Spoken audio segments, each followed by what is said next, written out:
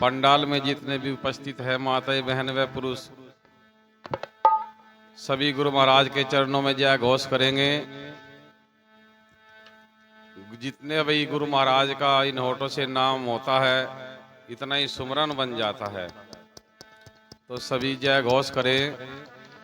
बोलिए संत श्रमणी सतगुरु रविदास महाराज की, स्वामी ज्ञान भिक्षुक महाराज की जय। सतगुरु समनदास जी महाराज की, सुकरताल गुरु गद्दी की, आज के महान सत्संग की। सतनाम सत रविदास, जय गुरु समनदास। गुरु प्रेमियों, बारी बारी से वक्ताओं को आप सुन रहे हैं। हर एक वाणी में, हर एक साखी में एक एक शब्द बहुमूल्य है। जिन विचारों को आप सुन रहे हो, जिन वाणियों को आप सुन रहे हो, उन महापुरुषों का कथन है जिन्होंने जीवन में अनुभव किया, अपने जीवन में प्रैक्टिकल किया, तब इस विचार का, वाणी का कथन हुआ। बताया गुरु प्रेमियों, जिनको लगा है, एक शब्द लगा, एक एक शब्द के कारण संसार में उन महापुरुषों का नाम अमर हो गया, इतिहास में अंकित हो गया। बतावे गुरु प्रेमियों, शब्दे मारे मर गए, शब्दे छोड़ा राज, जिन जिन को शब्द लगा तीन तीन सर गए काज। जिसको लगा है, एक वचन लगा, एक शब्द लगा, ऐसे बहुत सारे प्रमाण है गुरु प्रेमियों। एक बुलक बुखारे के राजा हुआ करते थे, सुल्ताना। बुलक बुखारा एक शहर है जो अफगानिस्तान के अंदर है। वहां के एक राजा सुल्ताना ऐसे राजा हुए जिनका इतिहास में नाम अमर हो गया। शिकार पर जाते थे, जब घूम फिर कर आते थे अपने बगीचे में टहलने के लिए, जब वे विश्राम किया करते थे तो फूलों की सेज पर विश्राम करते थे। उस सेज को उसकी दासी रोज सजाती थी और राजा आते टहलकर उस पर विश्राम करते। एक दिन राजा का वो समय आने का बीत गया और राजा उस टाइम पर नहीं आए। काफी इंतजार किया दासी ने, सोचा आज राजा तो आए नहीं, इस सेज को तो बरसों से सजा रही है, आज तो इस पर विश्राम कर कर देख क्या आनंद आता है। राजा तो आएंगे नहीं, आज समय काफी हो गया। वो दासी उस सेज पर विश्राम करने लगती है। कुछ देर विश्राम किया होगा, आधा पौन घंटा, एक घंटा, जितना भी विश्राम किया, उधर से राजा चले आए। और राजा देखकर एक दासी, एक बांदी को अपनी सेज पर बड़ा क्रोधित हो गया। राजा की सेज पर एक बांदी चढ़ जाए, विश्राम करे, राजा को बर्दाश्त न हुआ। राजा ने हुक्म दिया कि जितनी देर इसने इस पर विश्राम किया, जितनी देर इस पर ये सोई है, इतने इस पर कोड़े पर लगाए जाए। ऐसा बताया जाता है गुरु प्रेमियों, राजा के हुक्म की तामील हुई और बांदी के शरीर पर कोड़े बरसने लगे। हर एक कोड़े की साथ में खाल खींचती थी और वो चिल्लाती थी। कोड़े बरसते चले गए, एक समय ऐसा आके शरीर सुन्न हो गया और बांदी हंसने लगी। जब भी कोड़ा पड़ता तभी बांदी हंसती। राजा सुल्ताना कहते हैं, वो क्यों हंस रही है? मेरे हुक्म को तू मजाक में ले रही है? तेरे जिस्म से खाल खींची जा रही है तो हंस रही है, बता क्यों हंस रही है? कहती है, राजन क्या बूझेंगे, जो आपने सजा दी है वो मुझे मंजूर है, वो नहीं, बता क्यों हंसी है? राजा के सामने तो हर बात का जवाब देना होता था। बांदी कहती, हे राजन, बरसों से मैं सेज को सजा रही हूं और आज मैंने इस पर आधा एक घंटा विश्राम किया तो मुझे आपके हुक्म से ये सजा मिली कि मेरे जिस्म से खाल खींची जा रही है।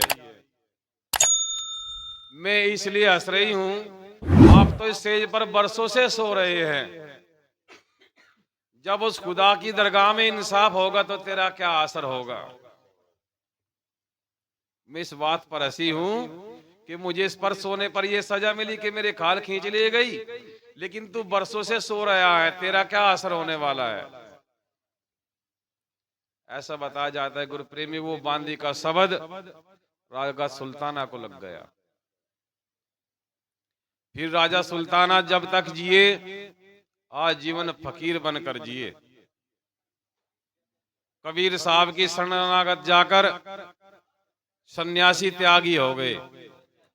ऐसे बहुत सारे प्रमाण हैं गुरु प्रेमियों, जिनको लगा बस एक ही शब्द लगा है। और ऐसे विचार, भाई चाय का तो कम काम गलत छेड़ रहे भाई, ना बंद बंद कर दो।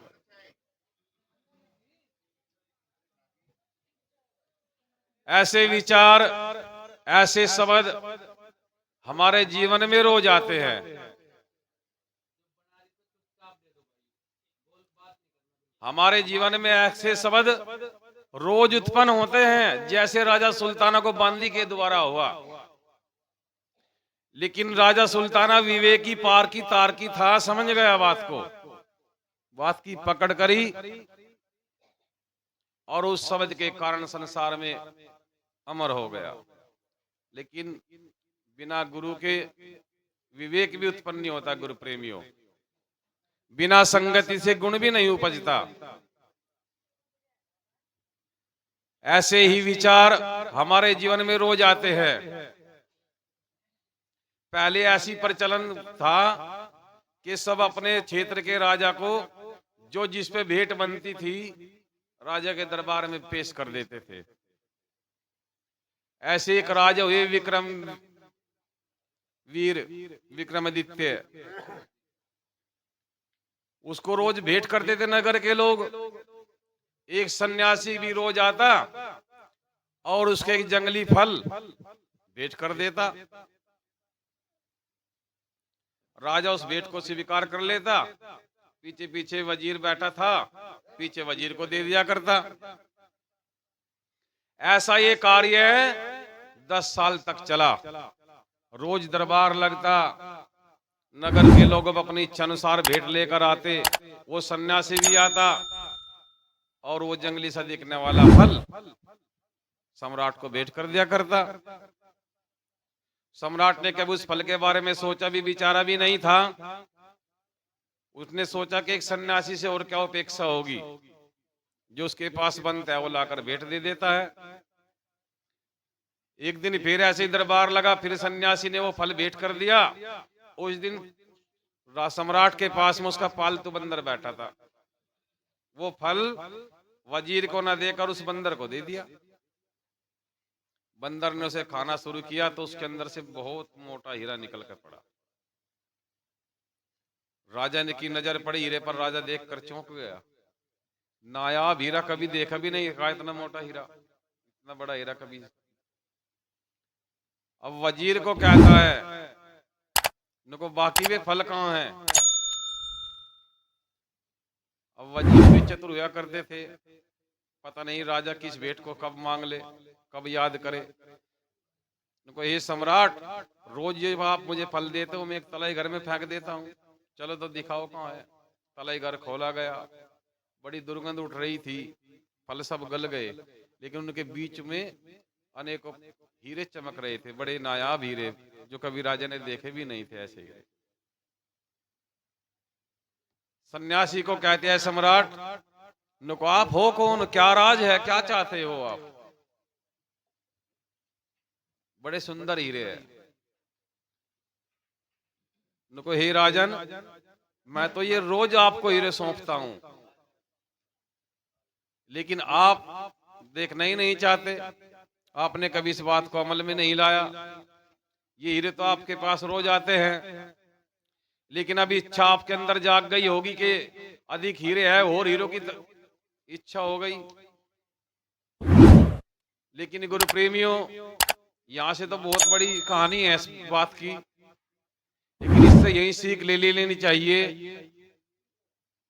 उस सम्राट के पास में भी नायाब हीरे रोज आते थे, लेकिन एक जंगली सा फल समझकर उस भेंट को ना स्वीकार कर कर वजीर को दे दिया करता, और जो अच्छी सुंदर भेंट आया करती, महंगी कीमती भेंट होती, उसको सिंगवा के रख लिया करता। ऐसे गुरु प्रेमियों, ऐसे नायाब हीरे, ऐसे नायाब सुंदर मीठे अमृत वचन हमारे जीवन में रोज उत्पन्न होते हैं कहीं न कहीं से, लेकिन उनको पकड़ करने की जरूरत होती है। यही संत कहते हैं,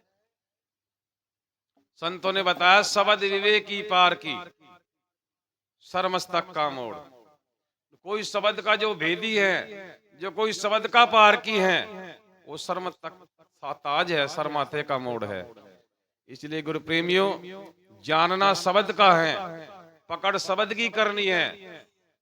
शब्द ही तो सुनना है, शब्द ही लगता है जिसको लगता है, शब्द के कारण ही तो फिरना है। हम सब यहाँ जो गुरुमुख इकट्ठे हुए बैठे हुए हैं, गुरु महाराज के शब्द से ही तो इकट्ठे हुए। उनके प्रति जो प्रेम आस्था उत्पन्न हुई, उनके शब्द को सुनकर हुई। तो जानना गुरु प्रेम उस शब्द का है, पकड़ना भी शब्द का ही है। सतनाम जी। सतगुरु रहे बताए, दलाली हीरे लालन की। गुरु प्रेमियों, दुनिया में एक हीरा होया कोहिनूर, उसके जैसा और दुनिया में कोई हीरा नहीं है। मध्य प्रदेश में एक गांव पड़ता था, कुंडा, कुंडा गांव। मैं एक छोटा सा किसान था, जंगल था वो, पत्थर की खुदाई होती थी, वहां से फसल भी नहीं उगती थी कुछ। एक दिन उस छोटे से किसान को अपने उस खेत में खुदाई करते हुए एक हीरा मिल गया। वो उसकी पहचान नहीं जानता था कि ये हीरा है। बड़ा सुंदर, बड़ा चमकीला, बड़ा महोना था वो। ला के घर बच्चों को दे दिया, बच्चे खेल लिया करेंगे। अब बच्चे कभी इधर ठोकर मारते, कभी उधर ठोकर मारते, कभी इधर मारते, कभी उधर मारते, बच्चे ऐसे खेलते। पहचान नहीं थी उसकी हीरे की। एक समय ऐसा आया, परिवार चलाने के लिए धन संपत्ति की जरूरत होती है, बाहर मजदूरी करने निकल गया। घर में कुछ राशन इकट्ठा धर गया, कुछ अपने साथ धन ले गया भाड़ा किराए के लिए, खर्च के लिए, और जो उसके पास वो पट्टा था जमीन का, वो एक किसान को बेच दिया। निकल गया बाहर मजदूरी करने के लिए। ऐसी जगह मजदूरी लगी जहां हीरो की सफाई होती थी, हीरे साफ किए जाते थे। साल 2 साल उसने वहां मजदूरी की, लौटकर फिर घर वापस आया। कुछ दिन बाद नजर पड़ गई उस हीरे पर, जो घर में पड़ा था किसी कोने में। भाग के उठाया, ये तो हीरा है। इसकी मुझे पहचान नहीं थी, उसको पहचान हो गई थी ना हीरो की खान में रहकर। तो जो वो हीरा उस कुंड के किसान को मिला था, वो था कोहिनूर। उसको जितनी भी बार तराशा गया, उसका आकार कम होता गया, लेकिन उसकी सुंदरता अधिक होती गई। अनेकों कलाकारों ने उसे अपनी इच्छा अनुसार तराशा, और ऐसा नायाब हीरा बना जो दुनिया में और दूसरा नहीं है। ऐसे गुरु प्रेमियों, हम आप सब के अंदर दुनिया का सबसे अलौकिक ऐसा हीरा हमारे अंदर बैठा है, जिसको आप अनुभव से जान सकते हो, अपने प्रैक्टिकल में जान सकते हो। गुरु रविदास जी भी कहते हैं, हरीसा हीरा छाड़ के करे आन की आस, दो जग जाएंगे सत भाषे रविदास। जब तक उसकी खोज नहीं करोगे, उस हरि जैसे हीरो को नहीं परख करोगे, तो खाली रह जाओगे, नरक के पात्र बनोगे। लेकिन गुरु प्रेमियों, इसकी जान करने के लिए संतों का ये समागम लगा जाता है, जहाँ सतगुरु के मीठे सुंदर वचन सुनाए जाते हैं। जिसके हृदय को भागे वो अपने जीवन में अनुभव करे, अपने जीवन में प्रैक्टिकल करे, तो उसको हीरे की पहचान हो जाती है। ऐसे कोई मुसाफिर चला जा रहा था और उसको रास्ते में एक लाल मिल गया। उसने उसको लाल को उठा लिया, उसको लाल को नहीं जानता था कि ये लाल है। बड़ा सुंदर कंचा दिख रहा, बड़ा लुभावना, बड़ा मोहना था, लेके चल दिया। रास्ते में एक दरिया के किनारे उसको दरिया पार होना था। मांझी से कहा, भाई मुझे उस पार उतार दोगे? उनको उतार दूंगा, 2 रुपये लूंगा भाई। भाई मेरे पास तो 2 रुपये नहीं है। तो भाई ऐसे कैसे पार उतारूंगा? मेरे पास ये सुंदर सा एक कंचा है, बड़ा मोहना है, देख लो आप इसको, आप इसको ले लेना, मुझे उस पार उतार देना। ठीक है भाई, बैठ जा। उसने भी सोच लिया बच्चे खेल लिया करेंगे, बड़ा सुंदर सा कंचा है।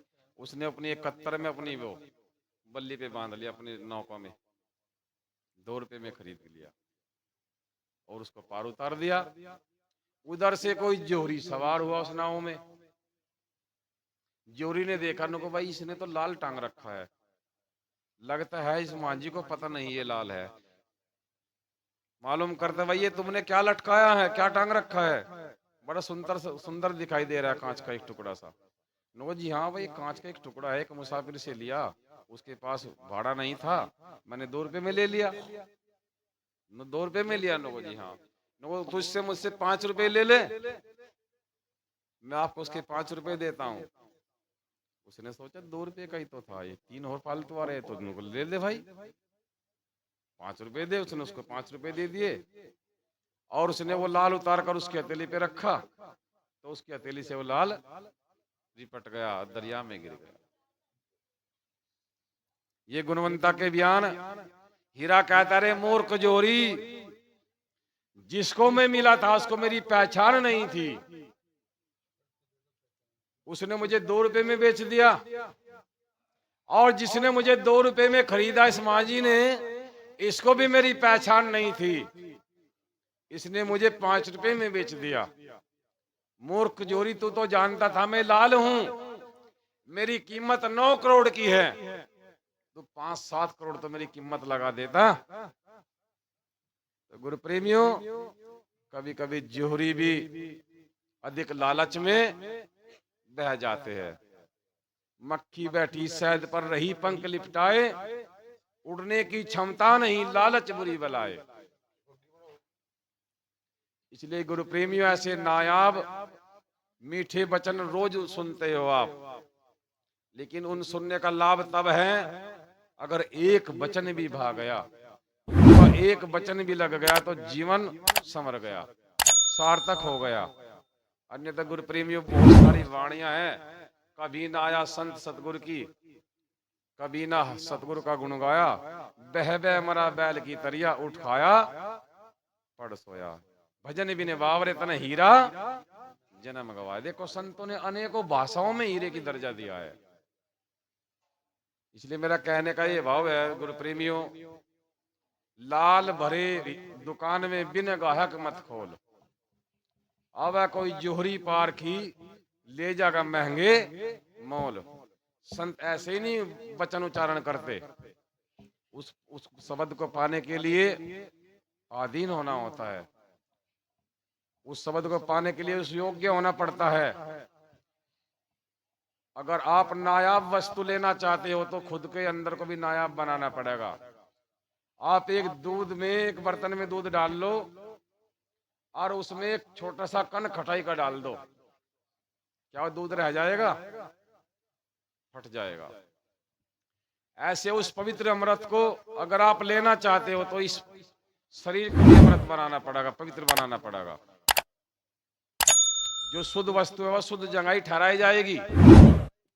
जैसे हमने गुरु महाराज की गद्दी बड़ी साफ सुंदर करके लगाई है, फूल माला चढ़ाई, फल रखे है, साफ सुथरी लगाई।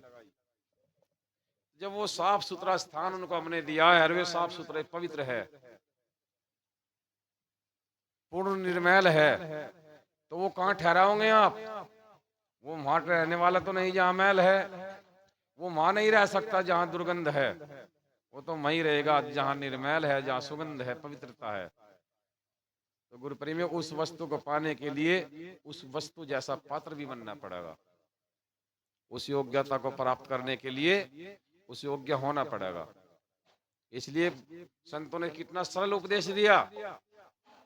लाल लाल तो सभी कहे, सबके पल्ले लाल, हम सब लिए बैठे हैं। गांठ खोल परखा नहीं, इस विध भया कंगाल। जब तक परख नहीं करोगे, शोध नहीं करोगे, प्रैक्टिकल में नहीं लाओगे, पहचान नहीं कर पाओगे। उस अनजान मुसाफिर की तरह 2 रुपए में बेच दोगे, वो 5 रुपए में बेच दोगे, ऐसे रोज लुट जाओगे।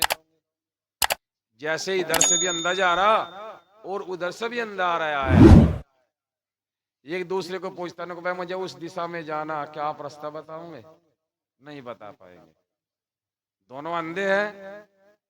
इधर से अंधा जा रहा रे, उधर से अंधा आए, कहीं रविदास मिला अंधा।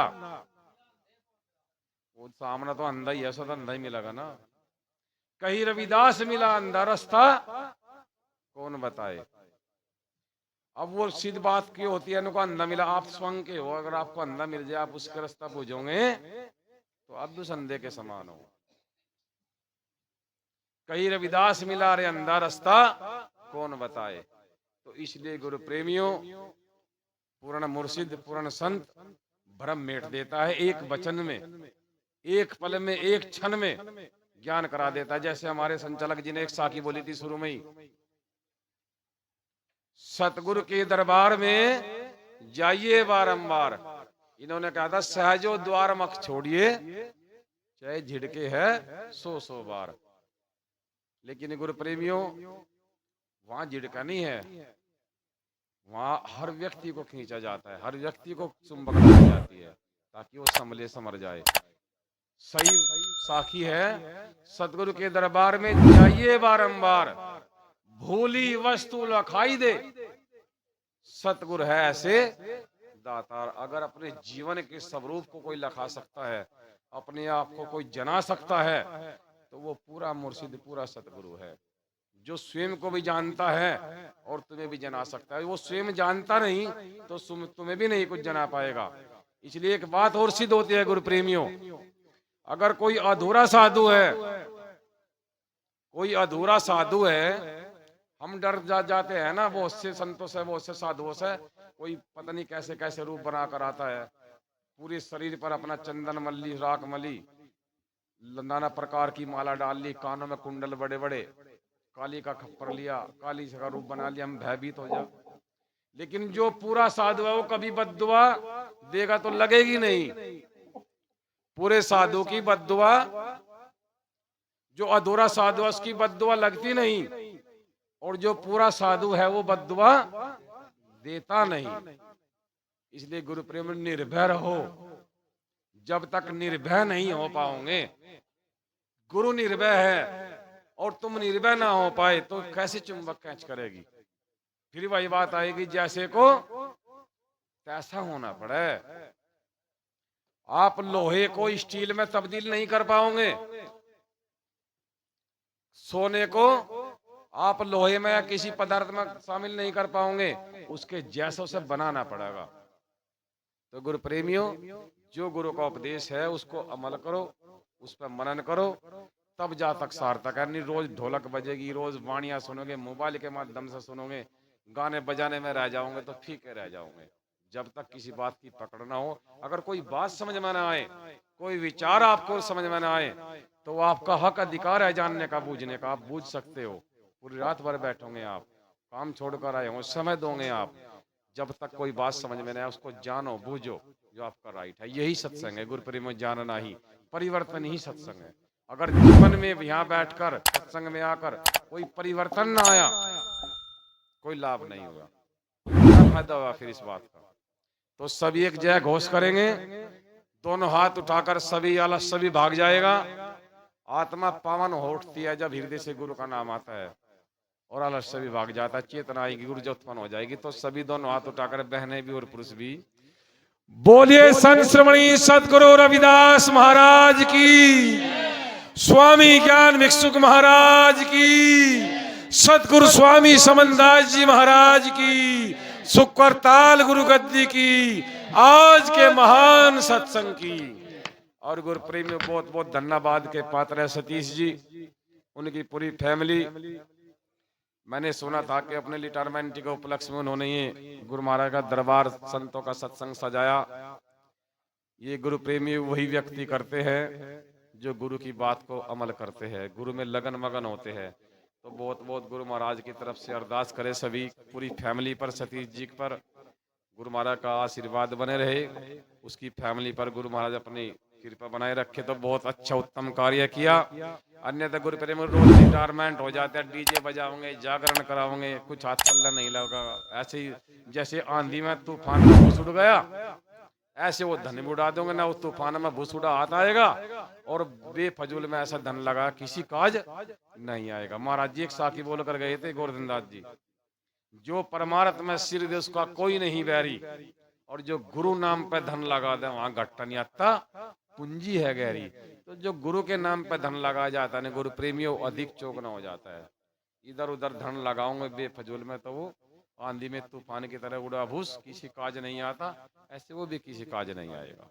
सतनाम सत रविदास, जय गुरु समनदास।